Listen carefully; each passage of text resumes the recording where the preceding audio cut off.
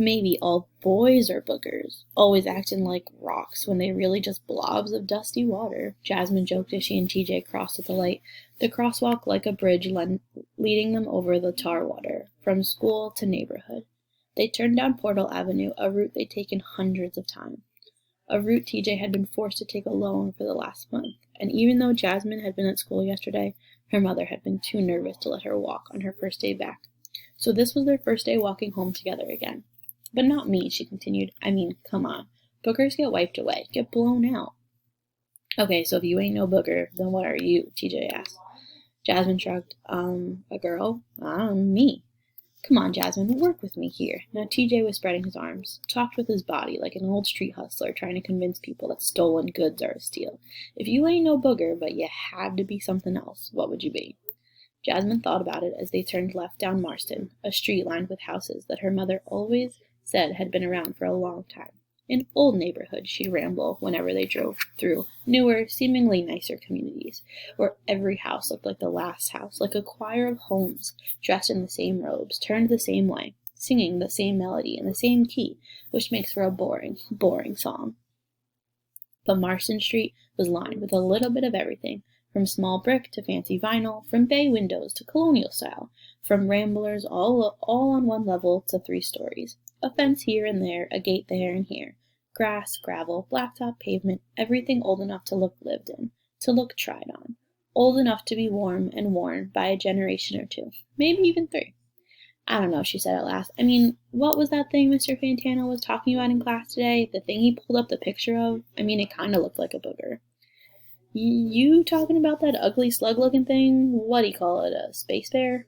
Yeah, she started and then stopped. Hold up. First of all, I ain't no ugly thing, just so we clear. But I'm not. A water bear. Jasmine nodded. Yeah, water bear, TJ said, chuckling. That thing got like 8 legs, and it got them long nails like my old mother, and that weird mouth like my old mother. TJ poked his lips out, and then pulled them in. Then poked them out again, and pulled them in, as if she were chewing on a giant piece of bubblegum. That thing would be super scary, like my old mother. If it wasn't so teeny tiny, which definitely ain't like my old mother, at all. Miss Macy not scary, boy. Miss Macy ain't my old mother. She my new mother. And my mother? I don't really know like that. Right. Jasmine tried to keep all the mothers organized in her head, a different equation on a different invisible board. But my old mother, TJ let the thought trail off, shuddering like something shot through his body just for a moment. A bad memory, maybe. Anyway, why would you want to be that thing? A water bear or whatever. Can't nobody even see it? At least we can see boogers. Because of what Mr. Fantano was saying about how scientists tested that little water bear thingy. And they found out it might be the toughest living thing in the world. In the universe, maybe. Said it could survive the hottest heat, and the coldest cold, and the pressurest pressure. I mean, they sent it to space. Space! And it came back just crawling around like ain't nothing happened. Just crawling. That's me, all day, with nails intact. Jasmine huffed on her fingers and pretended to buff the purple painted tips. Well, I guess if you believe all that, I guess. Well, if you can believe God made us out of dust, which I believe because you're definitely the dustiest person I ever known, then I can believe Mr. Fantana about this water bear. Shoot, we've probably been stepping on them every day and don't even know it.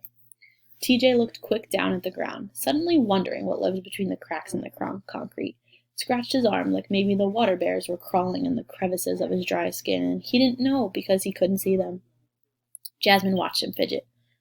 She'd never really witnessed him nervous. TJ wasn't afraid of boogers, dog poop, eating bugs, or anything like that. But maybe that's because he could see them. He could smash and smear and disappear them. But it dawned on her that he seemed freaked out dealing with the things that wouldn't smash or smear, the things already invisible, living all around him, and maybe even on him, and there was nothing he could do about it. They got to TJ's house. No gate, no fence, a patch of dry grass. The house was small and wooden like it had been built without machines. No bulldozers or anything like that. Just human hands and love and hammers and nails and more love. There was a hole in the screen door that had been there for years. TJ's foot had done that. He said sometimes his feet get mad and do things like kick or stomp or run. Don't blame him, he'd say. And Jasmine would laugh because his jokes were always funny, even though she knew they were almost never jokes. They sat on the steps out front, bumped shoulders, and talked more about water bears and boogers, and decided that maybe they could be both. Water bear boogers? Jasmine suggested while tying her shoes. TJ offered a slight adjustment. How about water booger bears? Ah, water booger bears, Jasmine perked up, nodded. I like that. The door opened behind him, the screen screeching, a striking impression of TJ's voice.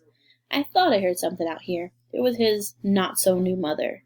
His mom of 6 years, Miss Macy. She was dressed in her work uniform, navy pants, navy shirt with a name tag, offset by her fuzzy, dingy pink house slippers. She bent down and kissed both Jasmine and TJ on the tops of their heads, the remnants of her day now hovering around them like hard work halos. How was school?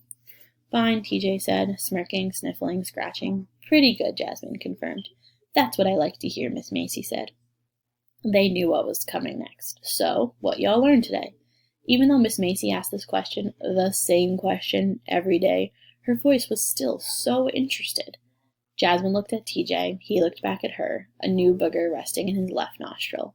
It seemed to have appeared out of nowhere, like boogers often do. He wiped it with the back of his hand, and they both chimed in unison, like a Sunday choir. Nothing. And next time we will read about Placer Street. I hope you enjoy. Happy reading. And if you haven't read anything else by Jason Reynolds, I am glad that this is your first book that you are hearing, and I hope you enjoy it as much as I do. See you soon.